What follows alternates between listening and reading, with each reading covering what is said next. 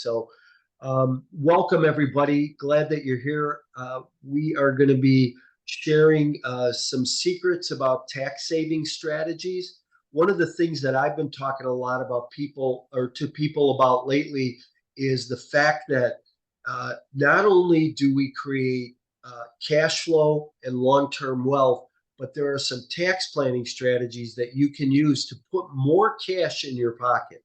And we're going to cover that with you tonight, some of those techniques in that. I'm Mike Morawski, and I'm from Chicago, but today I'm in Huntington Beach, and I'm joined by my partner, Mike Angelo. And Mike is in Phoenix, Arizona.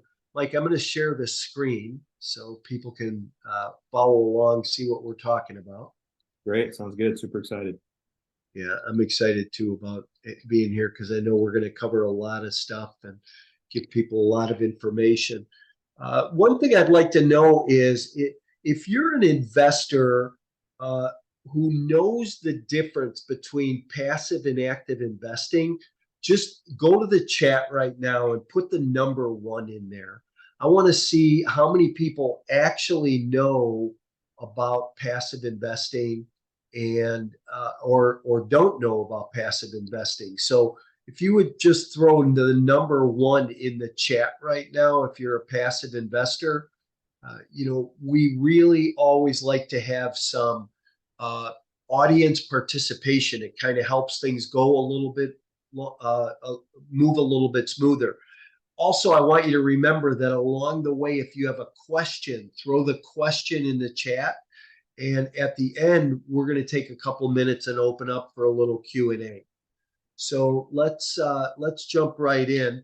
The first thing I need to do is talk about the disclaimer, right? I want you to know right off the bat, Mike and I are not attorneys and we are not accountants. We are just delivering information that we know works for us in our own personal investing and has worked in a number of other instances and situations. But we always encourage people, do your own due diligence and understand any investment opportunity, whether it's real estate or some alternative investment that you're getting into. One thing I'd like to know is, do you understand the difference between what a 506B is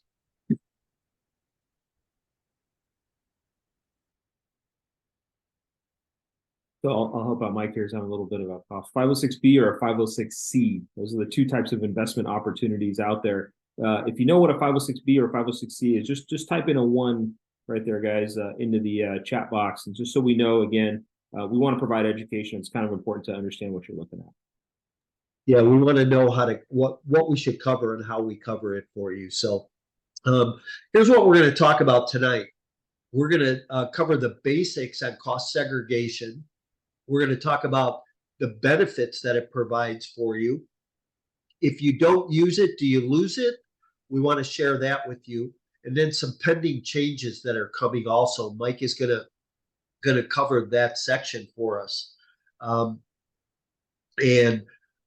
we're going to, at the end, then we will cover maybe an opportunity that will help you if you are interested in taking advantages of some of these tax benefits.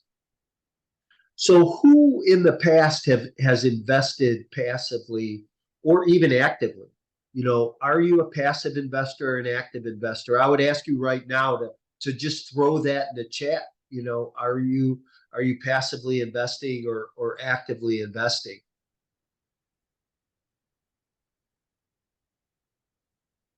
If you guys don't know, yeah, just type in the chat box there on the right, and we can just kind of get a feel for the audience. Don't be shy. Oh, so they're saying that the chat is disabled. Huh, interesting. Well, if you can go to the Q&A, put it in the Q&A. For some reason, I guess the chat is disabled. Not sure why that is. Yeah, there you go. So yeah, we'll manage it that way. There we go. There, I enabled it now too. So you can go back to the chat and let's answer those couple of questions, right? Do you know the difference between a 506B and a 506C offering? Do you understand what those are? And do you understand the difference between accredited and non-accredited investors? And we want to make sure that we convey enough information to you this evening that's going to help you understand that. And then again, also, who's invested passively. So if you're a passive investor, throw that in the chat. If you're an active investor, throw that in the chat. See who our audience is here tonight. Okay, so most people, Mike, are saying that they understand. A couple people are saying they don't understand the difference between 506B, 506C. So we got a good variety of answers from both people. So we're going to cover that and help you understand that tonight. And again, like I said, if you have questions, let's use the chat and throw those questions in the chat. Sounds good. All right. So here's a little bit about Mike and I, right? Mike and I we've known each other for the last 3 years. Between us, we have several years of experience in the business. Mike's been in the business for a handful of years. I've been in the business over 30 years. But combined today, we have probably 737 units over 5 different states. We have about $80 million in assets under management. That's all multifamily. And Mike is in the process of working on $60 million in redevelopment work in the commercial space. Mike's involved in fractional ownership interests in over 1,000 multifamily units. That's the passive side of real estate investing. And he's had 10 years of leadership experience running $100 million P&L responsibility for a number of companies. And, as I mentioned, I've been in the business 30 years. I've managed upwards of 7,500 units, done a lot of asset management, done a lot of construction management. So we come to the table with a lot of information that's going to be able to help you folks make a good decision. So, Mike, we got a number of people on. Why don't we just jump right in? Did you have anything you wanted to mention before we get going? You just went through our experience, and it's an interesting time in the multifamily space. Obviously, we're both in multifamily. I'm just thinking, we're working on some deals together. Has it been tough? Is it an interesting time to buy multifamily? Obviously, I'm going to talk about some benefits right now, but what are you working on right now as far as opportunities, and how hard is it to find anything good out there? Yeah, so that's a really great question. And, when we're looking at opportunities today, we're only looking at properties that have assumable mortgages on them, where we can assume mortgages less than 4%. One of the things you want to really pay attention to in this investing space is, first, you want to have an interest rate on your loan lower than what the cap rate is. Some of that might be foreign language to some of the people online tonight, but just understand you want to be below your cap rate on the deal. And we're looking at, actually, Mike, I'll tell you, we underwrote $1 billion in transactions over an 8-month period in order to find 5 or 6 opportunities that ultimately made sense. 5 of them we have packaged in a portfolio that we brought to the market, and another one was just a one-off property that we were able to pick up from the seller. But yeah, it takes a lot more work today in today's environment. It seems like when we're in a really robust market, you have the wind at your back, everybody's a hero and can do the right, can't make a mistake. But as soon as that market changes, you really have to pay attention to the fundamentals and the metrics around that in order to make sure your investors are seeing the returns that you're projecting, and that the property itself is going to be stable and run through the tougher times in the market. Yeah, absolutely. Well, if we have some time after the training, maybe we have a chance to talk about some of that. But I want to jump in and talk about tax savings. I know there's quite a few questions on there, so maybe you can kind of moderate that a little bit, Mike. And let's talk about cost segregation and taxes. And by the way, I'm not a CPA. Mike already kind of said that disclaimer, but I got to tell you, I'm probably more excited about this topic than most CPAs are. And it's because it saved me personally as an LP, right? You guys saw I have about 6 investments, about 1,000 units as an LP, and I've been able to shelter my own gains from those projects. So it's an exciting topic, and I think our goal, our mission today and going forward is always to spread the word, spread the education, because most folks just don't know, right? And the ultra wealthy, the top 1%, they leverage real estate ownership, passive or active, to be able to reduce their liabilities, right? Yeah. And this is just something we gotta let the world know. So let's So get Mike, into it. let me just address a couple things, because DK is asking, passive, he's a passive investor, but he's curious to know how that can be used to offset his W-2. And DK, Mike is really going to cover that over the next few slides. So, and then someone is asking, do you have any current offerings? If so, what percentage? We're going to cover that at the end. So just know that those questions are going to get answered tonight through the presentation. So. Yep. Yeah. Hang in there. We got to hang in there. We gotta talk about this stuff first. So here we go. What is cost segregation, guys? It's focused on depreciation. I'll kind of talk about it, but it's always good to get some visuals. So let's use this example at the top here. We're going to buy an apartment building. There's a picture of an apartment building. We paid $2.9 million for it. The IRS, the government, gives us an opportunity to take a depreciation on some portion of the value of that building over a course of time. And so what all that means is we hire a third-party cost segregation engineer. So it's not Mike and Mike out there making up numbers, right? This is backed and highly educated, highly sophisticated folks do these studies. So we find this complex, and what they do is they separate land and building. And so you can't depreciate land. Land is what it is. But buildings over time wear out.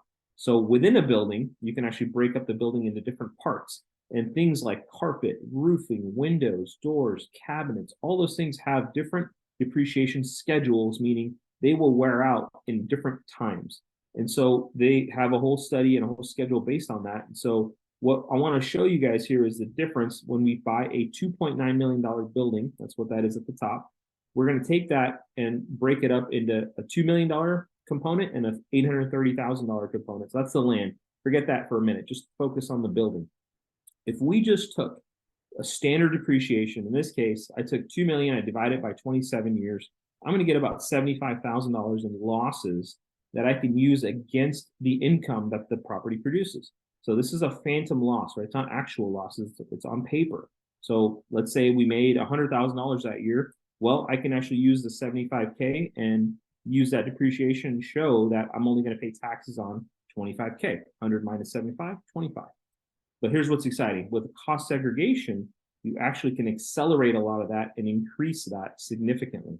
So instead of this straight line, 2 million divided by 27, we can take certain components and put them into different buckets. And so those buckets are 5-year, 7-year, and 15-year buckets. And so if you look at the chart down below, again, off to the right, you have that land. But then in the middle, we took the building, we took personal property, which is those things I talked about, the fixtures, the cabinets, the carpet, and then anything we do to the land improvement. So new parking lots, amenity packages, and then of course the building. So those are the different buckets you can see we split out. And that allows us to now apply certain improvements or certain things we can depreciate off of those buckets. And I'm going to dive into that a little bit deeper, but I want to start here at a high level and just explain what depreciation is and how this study can impact how we are, have our tax liability. So, Mike, would you mind going to the next slide? All right. So again, I kind of described it a little bit, but it's expedited depreciation. That's all that means. So instead of taking that 27 years to take 75K a year, because let's be honest, most of us aren't going to own the same piece of real estate for that long. In our business, what Mike and I do, we typically look to hold a property for 4 to 5 years. So we want to maximize our savings during that time. And so there's a function in the IRS tax code that allows us to do this. And it's done by accelerated depreciation. Sometimes it's called bonus depreciation. Some of this was around, but during the Jobs Act in 2017, they passed a law that allowed us to accelerate those 5-year, 7-year, and 15-year buckets into year one. meaning if you buy a property this year in 2023, the items that are going to depreciate in 5, 7, and 15 years, we can take all those and move them up into year one. That's a pretty exciting component because now you're sheltering yourself from those taxes in the first year. So it's pretty cool stuff. Again, there's a screenshot on the right. This is a third-party study done that we do pay for this. It's usually $5,000 to $7,000 for every project at a minimum, but we pass that on to our investors as another benefit beyond the returns that we provide. I should pause there, Mike. What do you think? Anything I missed on that? I think you did pretty good. You covered that pretty thoroughly. So, and again, if anybody has questions along the way, throw those in the chat. All right, now we're gonna get into the weeds, guys. We're gonna roll up our sleeves. We're gonna look at this sample deal. Okay, so there's our building. It's $2.9 million. Let's look at the top here. So that's the purchase price. Now, whenever we buy an apartment, we get a loan, right? We go get it financed. So we're gonna finance this at 70%. So $2 million loan, forget all that, right? We need capital. So we're gonna put down payment, closing costs, improvements, all that kind of good stuff. And we typically go out and raise that capital. We put our own capital up there. So you can see at the top there, it says total GP LP equity of $1.2 million, right? That's the capital that we need to be able to buy this apartment complex, have the down payment to the bank, and then also have money for those improvements and other costs. So 1.2 million. It's about 40% of the purchase price, 41%. All right, so keep that number in your mind there. Now, if we go down to the bottom, we look at those three buckets. So the first bucket on the left is the building itself. It's $1.45 million. We're going to take that and use that as straight line depreciation. So I'm just going to divide that by 27 years. That's $54,000 a year. Okay. Then my $500,000 bucket, I can accelerate that and be able to get $500,000 in depreciation out of that personal property. So that's, again, cabinets, fixtures. They're going to go out and build a schedule for us and tell us these are the things you can depreciate. And in this example, it's $500K. Land improvements, $75K. So you add those three up, 500 plus 75 plus 54, it's $629,000 that we can depreciate. So in our first year, and I'm using 2022, I got asterisks there for a reason. In 2022, we can take 629 and divide it by 1.2 million, and that gives us 52% shelter. So I went through that pretty fast, but again, if one of you wrote us a check for 1.2 million, right, and said, I'm the only investor in this deal, you would be able to shelter 50% of that in that first year, 629,000. Now, when we put out offerings, that $1.2 million gets split out amongst our investors, right? Our typical investors are usually about $100,000 to $150,000 per investor. So they would get their share, or 52% of that would be sheltered. There's an example there at the bottom, right? Invest 100K, you should see a loss of about 50K in that first year. Now, that was in 2022. There's some changes that happened, but this is the methodology and the logic that these cost segregation engineers put together. And if your CPA has never heard of this, get a new CPA, okay? Because real estate specific CPAs will make this work, and this is where the magic happens, right? It's all legal, it's all according to IRS tax code, but there are absolutely CPAs that are just not comfortable or familiar with the benefits this provides, and they may just tell you, no, you can't use it. And I'm going to tell you that's wrong, right? So, Mike, anything I missed? Yeah, I just want to make a comment that, we're not here to bash CPAs. Oh. It's just the fact, like Mike said, some know how to use the tax law to your advantage as an investor, and some don't. And if yours doesn't, either they can go get educated and be able to bring that extra value to you as their client, or go find somebody else that is a good real estate tax attorney. And that's really who you need for this process. Absolutely, yeah. No offense to any CPAs on the call, but again, real estate specific. There's a lot of rules in the accounting world, and just some of them aren't as familiar with real estate. So it's just to your benefit if you're looking to diversify and invest. Hopefully this part makes sense. Again, I know I threw a lot of stuff out there, but graphically, just look at we take the building, we split it up. We find a piece that we can write off. Again, that depreciation, that's a phantom loss we can take on paper. And in this case, it flows through to us and the investors at about 52% using this example. Now, not every deal applies, and not every deal will be at that level. Some are more, some are less. It really depends. This is a cross-sectional sample. On our 6 or 7 deals that we've done, it's been about 50-60% on average that we were able to pass through to our investors. But there are some things changing, and I'm going to talk about that here shortly. Example, let's go to the next slide, Mike. Take a look at that. So we'll pause on what it is. We talked through about that, and I think somebody asked the question, how can this benefit me as a passive investor? And then I think somebody was asking, can I use it to offset my active income? So we'll talk through that. So let's just talk some definitions, right? On the left side, it's active gains. Okay, this is W-2, right? I imagine I'd like to just put it in the chat. How many folks have a traditional W-2 income? That's a salaried employee or a 1099 employee. Just put 1 if you're an active W-2 income earner. That's active side. So what can you do on your tax forms to reduce your deduction, right? Typical standard deductions. Mortgage interest is the biggest exciting one, and then certain expenses, donations, of course, right? So what I'll tell you is the way the tax code is written, it is the least friendly to those that have a W-2, right? It's just not very friendly for W-2 folks. I was a W-2 guy for 25 years. And after I opened my business in real estate, I realized it's really opened my eyes to how poorly most of the United States or the world is treated from a W-2 standpoint. Again, from a tax benefit standpoint, it's just not as friendly. And so I know we look out in social media and we see, big real estate folks or the billionaires out there and how they don't pay taxes. They reduce their tax liability through real estate, right? They're just taking advantage. They're able to take advantage of the tax code. The rules are out there for everybody. We just don't all know about it, right? Let's go to the right side. The right side is passive gains. Now, this is you as a W-2, but you typically have gains. So if we sell a property or you have let's use a flip or a rental property, you buy it, you sell it. If there's a profit to be made, that's a gain, right? Rental income is a gain.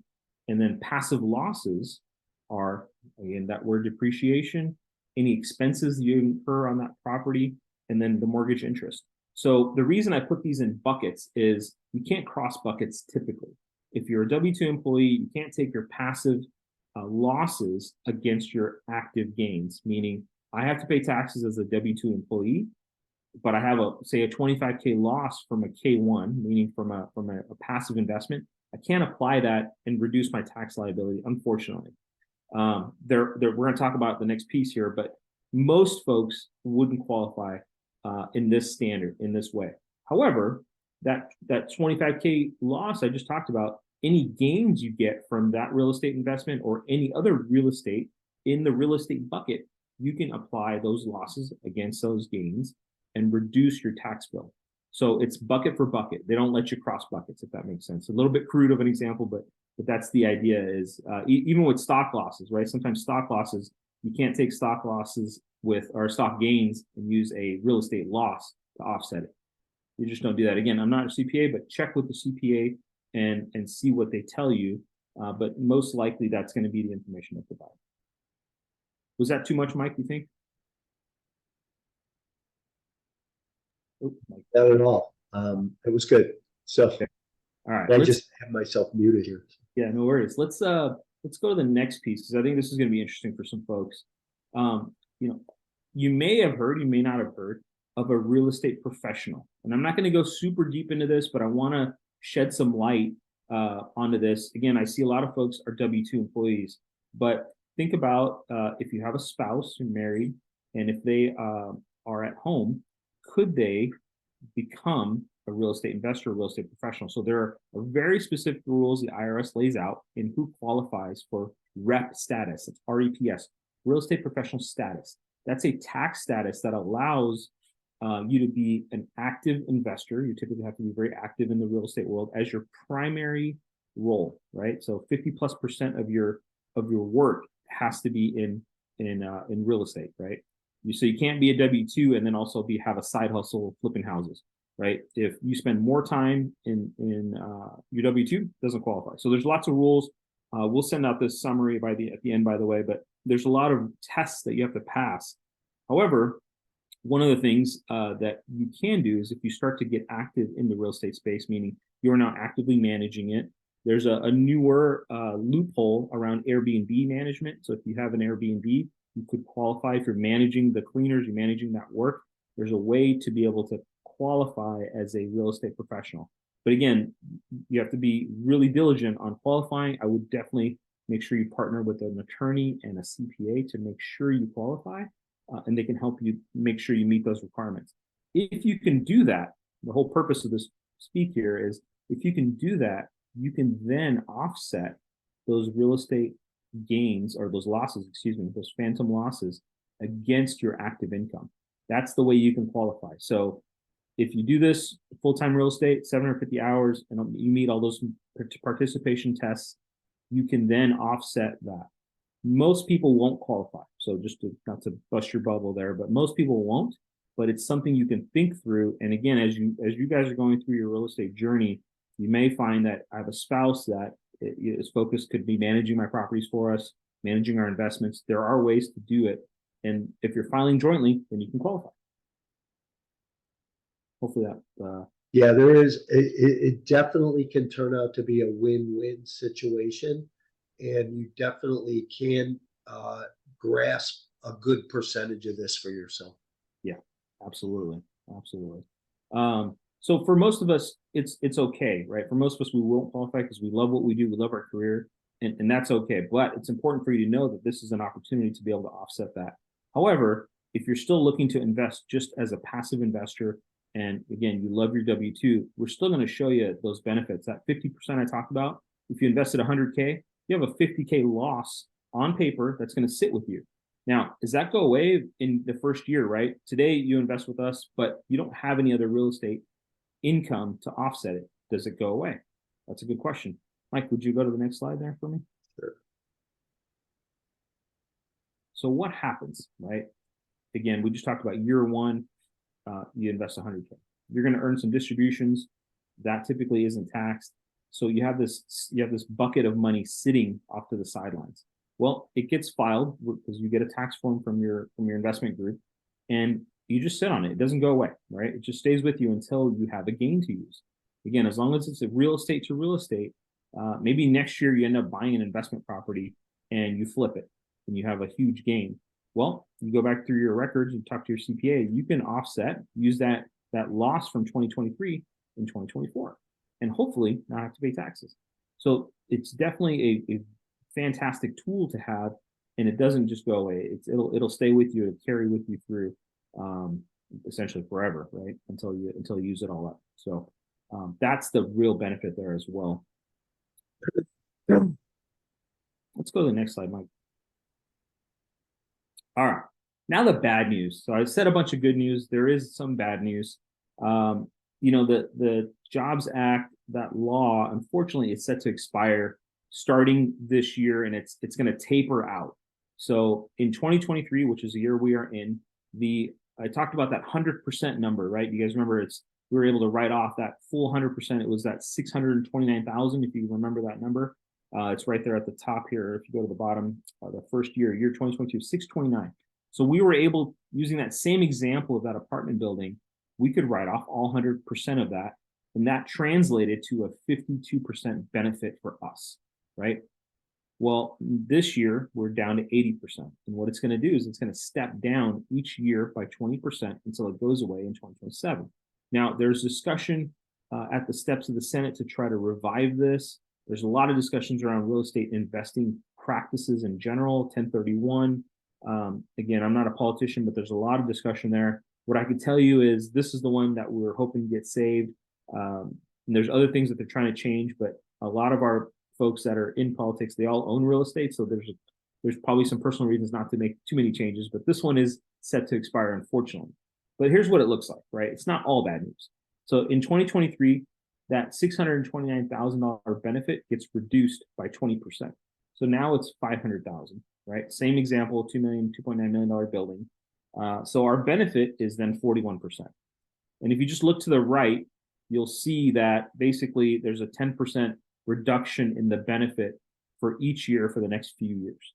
So 2026 is really the last year. Our benefit goes all the way down to 10%. And then it goes away in 27, again, unless it gets revived somehow. What does that mean? That means the time is now, right? Get excited, get interested, and take action and be able to capture some of this benefit that you may not get. You can clearly see it's going away. And that's unfortunate, but we as operators, our job is to make sure, number one, we educate, but two, talk about opportunities that are out there to be able to take advantage of this benefit. And I think, Mike, I think you might have some opportunities you may want to talk about, but before we jump into that, let's talk, maybe take some questions. Is that fair? Yeah, if anybody has a question, go ahead, throw it in the chat, and we'll try and get it answered right now. Mike, what's your opinion? I believe that they are going to revive this in some form or fashion.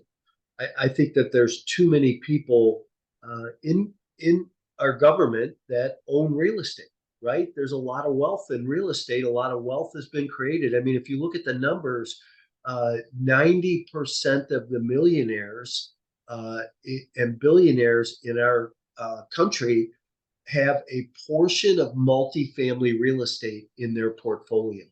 And that real estate, they're looking for ways to have tax benefits, beyond just simple interest and property taxes and things like that. So I think that by the cost segregation and the bonus depreciation and being able to speed up the amount of money that you take from these properties, I believe that they're going to revitalize this in some way. Yeah, I believe that too. I think you're right. There's just a lot of negative impact to some of the lawmakers, right? And if we can trickle down to us, then there's a benefit there. So it is pretty significant. But there are other tools out there right now. This is one of the most exciting ones. And again, just remember though, folks, I want to make sure regular depreciation doesn't go away. What goes away is this bonus depreciation, that big chunk that we can take up front. And that's been one of the, beyond offering some really attractive returns, this is an add-on. So something to remember, something for everyone that hasn't invested before. This isn't part of your return metric, meaning if you see a return out there, 20% return, that is not factoring any of this stuff out. This is all on top. It's literally a bonus as a benefit to save you on taxes. I see a couple questions, Mike. I can try to field some of them if that's okay. Yeah. It's Robert asks, what about a DST? DST is a Delaware Statutory Trust. That is a completely different vehicle, and depreciation typically isn't factored in. Usually you're using a DST or 1031 as a way to just offset your tax, complete your tax liability completely by parking it in a trust, and then they pay you a dividend, typically monthly, quarterly. So very different tool, and it doesn't apply to this necessarily. So good question. The next question. I like the next question. Does this apply to single family homes or just multifamily? And the answer is it applies to single family too. If it's an investment property, you can't do it on your personal residence, but it is available for an investment property. And I know some single family investors that have done really well as a result of cost segregation and the depreciation piece. So 100%. Yeah. And so, if you're buying, just example, the small, if you're down to the sub $100,000 homes, which we know there's some out there, just remember there is a cost to the study. So you're going to spend $3,000 to $7,000 depending on, where it is, what it is. So you need to see the cost benefit of that. But anything, over 200 to 250K, I think most CPAs will say it's well worth doing because you're going to get an additional benefit beyond the expenses that you spend, right? So it's something definitely to look at. Yeah. Good question. And then I think there's one more, Mike. Yep. Can residual amount be taken as a deduction on subsequent years? So, Michael, if I understand your question correctly, meaning this year, let's say you get 50,000 and you don't use, let's say you only use 5,000 as a loss. So now you have 45,000 left. You can carry that indefinitely. So next year, the following year, until it goes away, it stays with you. It stays with your tax ID. So whether it's an entity or you as an individual, it does stay with you. Good question. Let's see. I think that's all the questions that people posted. Anything else in the chat? Do you have any? No, that was it. Yeah. Yeah. Do you have any current offerings? Karen is asking that question. I think Yeah, I think that's really it on this piece. Mike, I'm going to hand it back to you if you want to talk a little bit about a few more things. Okay, perfect.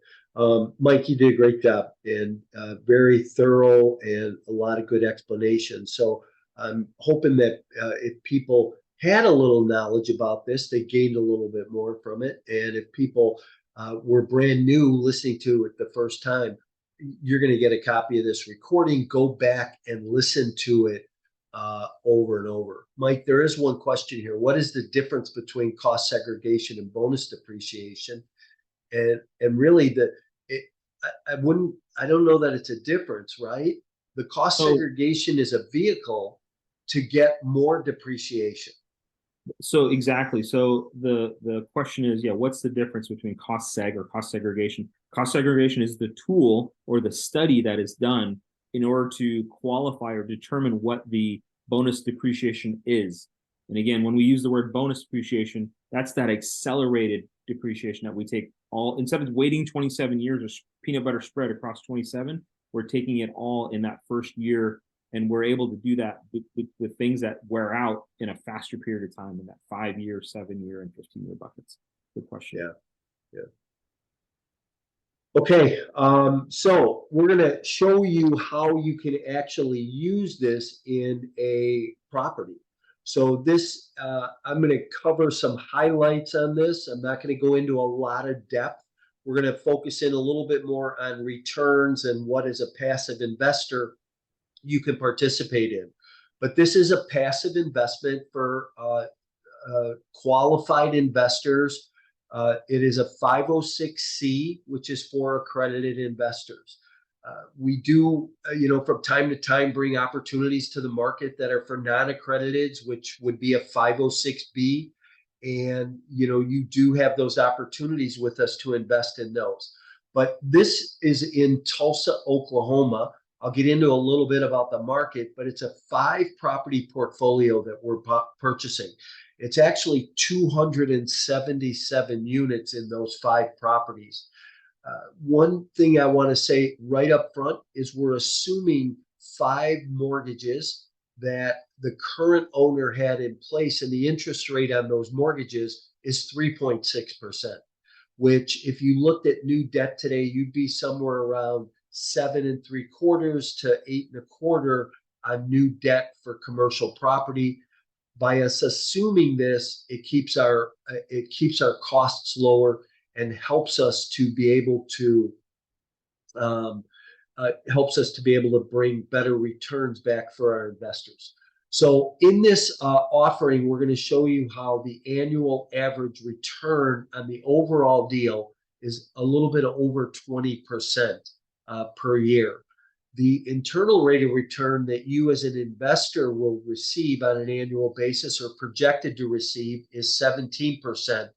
And you're going to get from that 17% along the way a preferred return of 7%. So in essence, what that means is that you're going to have the opportunity in a 4.5-year period to hit a multiple of 2.06. Basically, you're going to do better than double your investment dollars in this project. You can see we're purchasing this asset for $19 million. We're assuming the loans. And again, our anticipated hold period is 4 to 5 years. Let me tell you a little bit about the deal. 5-property portfolio on the east side of Tulsa. We're buying these assets below average market rate. So when we look at these, we look at them by being able to pay, how much are we paying per unit, per door? And we're at 68,000.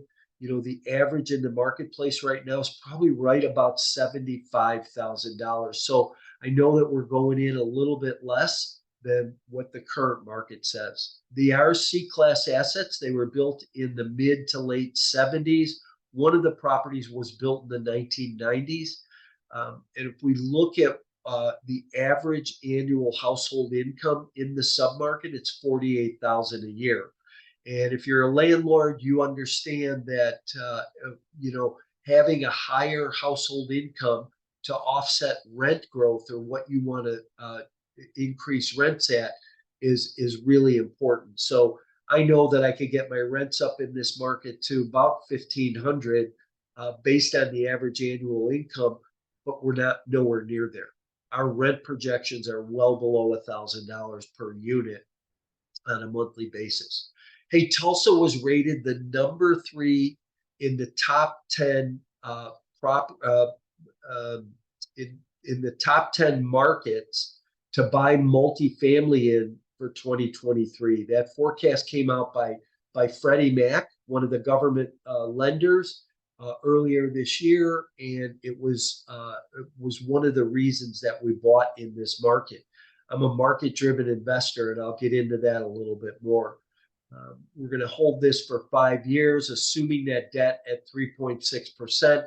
Again, fixed rate for 8 years. So our exit plan is that we'll be able to exit this property somewhere 4 to 5 years and be able to, another buyer will come in and want to assume that low rate debt again and take over this project.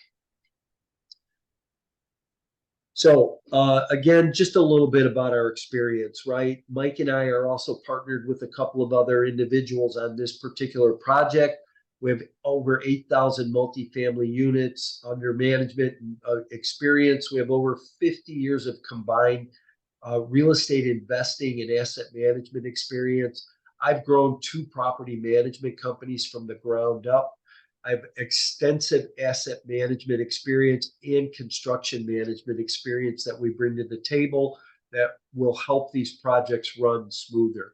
This is really where our bandwidth is. If you take a look at some of the assets that we currently own and have under management, you're going to see some of the properties we full cycled on and what some of those returns have been along the way.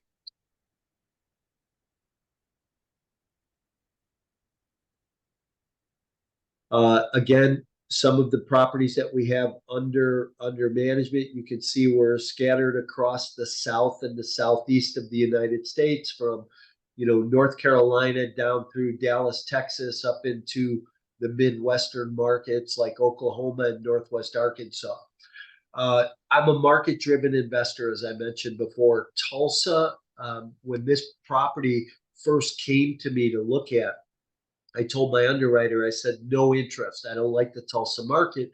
And he said, hey, you need to take a time out and take a look at the Tulsa market and what's going on in Tulsa. So I started to dig in. One of my key fundamentals or metrics that I like to invest in is somewhere where employment is very diverse. And in Tulsa, we have aerodynamics, we have retail, we have medical, education, transportation, distribution. We have technology. Tulsa did a program about a year ago where they were paying tech workers $10,000 to move to Tulsa and work from home, ran out of money, and they still had 1,500 people move to the market. There's a brand new electric car manufacturer that's being built or building their international headquarters in Tulsa called Canoe. They've already gone vertical with their building. They're going to employ 2,000 people when that facility is completed. So do I think that market is strong? I do. We have great population growth. It continues to improve. We have great household income in the area that's fueled by the job growth in that market. As the population grows and as new infrastructure happens in the market, this causes the growth in jobs and the growth in the median household income. And then lastly, about 6 weeks ago, there was an announcement in the Wall Street Journal. They're building a $2.5 billion theme park in the Tulsa market that's supposed to rival Disney. So that'll be done in the next few years. And, again, just adding to that region and that market. This here just talks a little bit about some of the things that I just kind of went over about the population growth, the job growth. You'll get a copy of this, be able to look into it a little bit more. Here's where the properties lie. We have 5 separate properties. They're all within a mile of each other. Delaware Gardens is 1.5 miles outside of this radius. But you can see we've already closed on 2 of the properties. We still have 3 that will be closing by the end of the month. We have subscription opportunities available in these. But you can see we have a 93 unit, Bradford Townhome 62 units, Delaware Gardens was one of the smallest ones at 30 units, and then Melrose and Silverwood. So a total of 277 units. And again, we're assuming $14 million in debt, and assuming that debt at 3.6% interest, which is in this marketplace is phenomenal. It helps things run a lot Hey, Mike, safer. can I jump in real quick? If you can go Yeah, back one. Something that gets me really excited about this. Obviously, that interest rate is phenomenal. Like you talked about what happens if we went and got new debt, 7%. It would be really tough.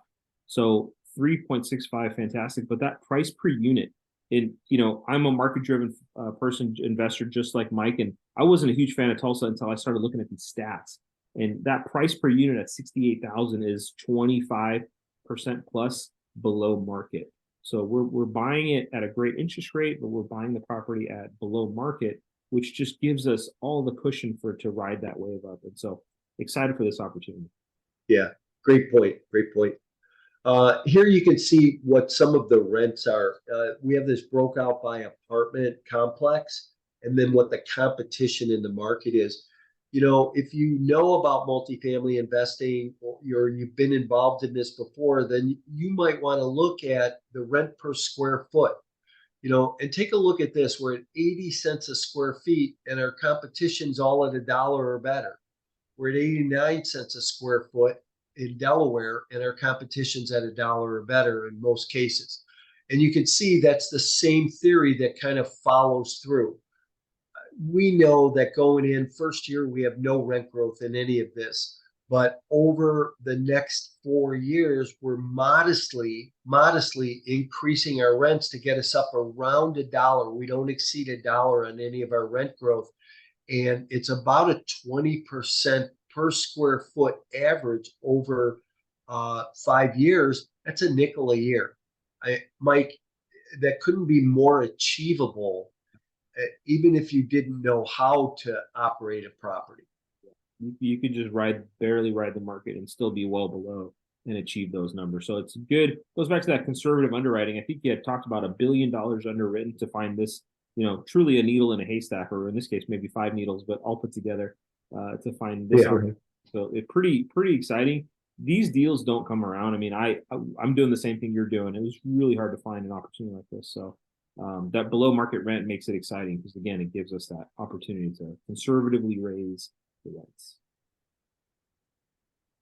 So let's talk a little bit about the return details here. So we're going to use $100,000 investment as the picture for this because the math is easy, right? The minimum investment in this, and somebody had asked earlier, what's your minimum investment?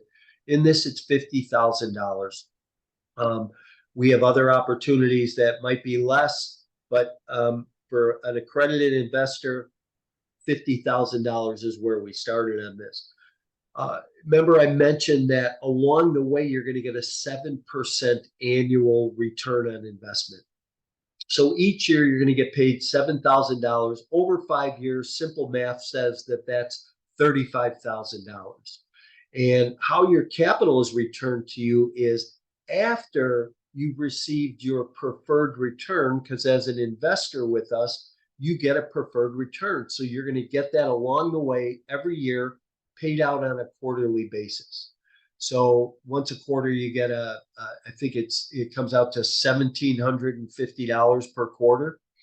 And I always tell people, I say, don't spend that. Don't think you got extra money and go take a vacation. Put it in the bank, put it in an index account where you're playing the market a little bit. And so at the end, when you get your entire return back, you say, oh, I have a pot of money. Now I can go and invest in something else. The second thing that happens on your return is you get the return of your principal back. We want to make sure that all investors are made whole at the end first, and then we distribute projected equity on a project. And again, based on 17% IRR, that projected equity coming back would be about $71,000, which means you'd have a total return of $206,000. Now, if you remember on that previous slide up front, I talked about the 2.06 multiple. Well, here's where it falls into place. You get your original principal back, plus you get, 2.6 return. So you're at $206,000 on that investment. Here's where Mike talked about the cost segregation. And this is, we're going to do a cost segregation study on this project. The total price of the project was 19 million. Our cost basis after we take the land out is 17 million, rough numbers. And then our estimated depreciation for that first year is $3.5 million, which is about a 40% savings. So let's just say this. Let's say you invested $100,000 as an investor. You're going to get $40,000 worth of tax benefits that you can go back if you qualify and write that off your personal income tax this year. You know what? If you're somebody who wouldn't like another $40,000 of spendable cash in your pocket for 2023, throw yes in the chat right now. I'd like to see if this really doesn't, isn't important to people, or if it is, because I'm guessing if nobody puts yes in the chat, that this is a pretty important piece. And by being able to take that extra depreciation and put more cash in your pocket, that's going to make you happy, and maybe your kids will have a little bit healthier Christmas this year. This is just some of the returns that we're going to see. This is kind of our original look at the rents that come in, the expenses that are going to get paid, how those grow over time. A couple lines I want you to really focus in on right now, and that's our top scheduled gross market rent line. You can see how that is growing year after year, and it's not growing, at a pace that is unachievable. If you look at the effective annual revenue, and this is after vacancy, this is after loss to lease, this is after concessions and bad debt, and then we add back in other income, which would come from some of the services and things that we'll provide. You can see our effective annual income grows consistently year after year. Now, that's the money that we have left over to pay our bills. Once we pay all the bills, taxes, management fees, expenses, we have a net operating income. That net operating income, NOI, is what we get to pay for debt service and distribution. One thing I want to focus on right now, you can see that there's a negative ending cash flow. Here's what I want you to be aware of. Looking at that, you might say, oh, well, that doesn't make sense. But here's why it makes sense. Because you already got your preferred return back, and that money's below the line. It's our CapEx budget that gets put into the property to be able to raise those rents and be able to get that return back for you. Anything I missed there, Mike? No, I was just going to say something I skipped over because it got a little bit into the weeds, but this is the income statement. Those depreciation numbers, the CapEx that we do spend, the following year we get to depreciate that spend as well. And so that's additional savings or shelter that we didn't even talk about that will continue to benefit the project and benefit the investment. So a little deep on it, but like there's more benefit that we couldn't quite dig into yet. So I just want to make sure we hit on that. Perfect. There's a question.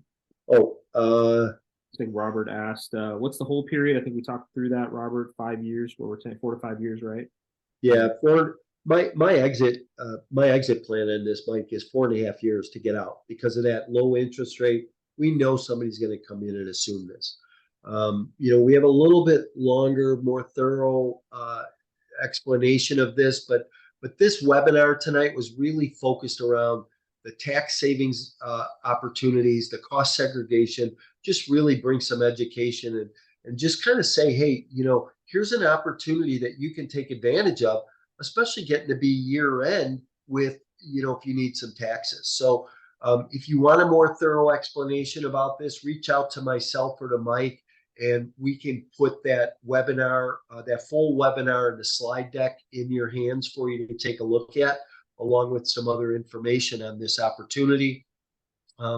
Everybody will get a copy of tonight's webinar also. Mike, I don't see any other questions really. Nope, I don't think we have any more questions.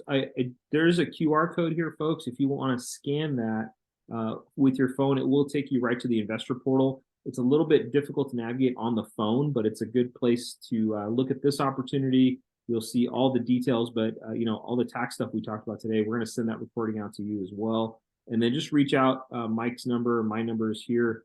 We want to be available to you to answer any questions. There's some complexity in some of the stuff we went through, and we're here to, again, this is a partnership is the way we look at it. And so we're here for the long haul, not just this project, but the next project too. Yeah, Mike, I'm glad you said that too about partnership, because it's not just you and I being partners, but anybody who invests with us, they're our partner. And we want to make sure that you're getting plenty of information upfront, and then after you make your investment on the backside. So one thing I want to just say is about reporting and things. And one of the things that we do every month, you're going to get a report sent out to you, newsletter style, just says, hey, here's what we've done, here's where we're at, and here's what the plans are for the next 30 days. Once a quarter, we're going to get on and do a live investor update. We're going to do a Zoom meeting like this. We're going to go through the financials. We'll go through the construction, everything that we've done along the way, so that that we're on top of this. We're paying attention to the details from an asset management point of view, and making sure that your investment is safe inside the asset. There's a question, do we need to be an accredited investor to get the depreciation tax benefits? Mike, you want to address that real quick? Yeah, so for this opportunity, it is for accredited investors. That was at 506C. So in this particular project, it's for accredited investors only. So that's how you would get the depreciation benefit. There are other projects. I know Mike has a few other ones that won't require you to be accredited, but we have to have a pre-existing relationship. That's a 506B. And so we can dig into that a little bit too. Hopefully that answered your question, Anand. I think you might have had a few other questions too, but feel free to reach out to one of us. The other question is, do you have an in-house team to assist? Was that from the management side, Jeffrey? I'm not sure where that was pointed to, but did want to make sure we answered that question. Third party, yeah, in-house property management. So absolutely, we have a fantastic national footprint company that serves really across the country, but in Tulsa specifically, they are a asset company called Asset Living. Fantastic company. We use them in Texas. They're doing a great job for us on the 2 properties we just closed on. And you got to have third-party professional management for lots of reasons. One, they're the boots on the ground. They have software. They have resources that can help us optimize our insurance costs, our repair costs. And so Mike's role as one of the asset manager's role is to manage that manager and make sure that they're meeting the business plan on a regular basis. And Mike, let me just add to that. We really have 3 layers of management, right? Because we have boots on the ground. We have our on-site staff. I'm on the phone, since we took over, I've been on the phone 2 or 3 times a day with our on-site staff, walking through some of the things that need to get done there early on 2 of the properties. And then we have our asset living or our property management company that oversees the property, oversees our on-site staff, making sure that our business plan is being executed. And then we asset manage. And from the asset management level, we really oversee the numbers. We make sure the construction's being done and make sure that everything is moving forward, because the only way we're going to achieve our goals is by executing properly along the way. Yeah, it's a great point. And I want to throw a little kudos out to you, Mike, and your team. I mentioned before at the beginning of this, I'm an LP as well. Well, I'm an LP in one of Mike's deals. And that communication and transparency, I think it's one of the most important things that you can have in an investment, right? It's hard to wire money over to somebody that you may not know, right? So you're building a relationship, you're trusting in that person, and then you see what happens. So for me, I felt really comfortable because we started getting immediate communication. Here's what's going on at the property. You can physically see Mike walking the property. Where are we at with occupancy? So you see the financial impact, you see the renovation impact. And the quarterly and monthly communication is I like it personally as an investor. Of course, I like those distributions too. So it's a great combination. And I think when you're vetting operators, that's a question to ask, is what is your communication style? What's the frequency? Beyond just the deal, we can throw a lot of stuff on this paper, guys, and make the deal look fantastic, right? But what happens when it actually goes out to be executed? So we have a good, solid track record of that activity, and I can be one of the first folks to say, I'm experiencing it myself. Yeah. Awesome. Well, thanks for being here, everybody. It was, I'm glad that you were here. And as Mike mentioned, if you have other questions or need anything, don't hesitate to reach out to us. Wish everybody a good holiday coming up next week, and look forward to talking with you soon. Thanks again, everyone. Have a good night, everyone.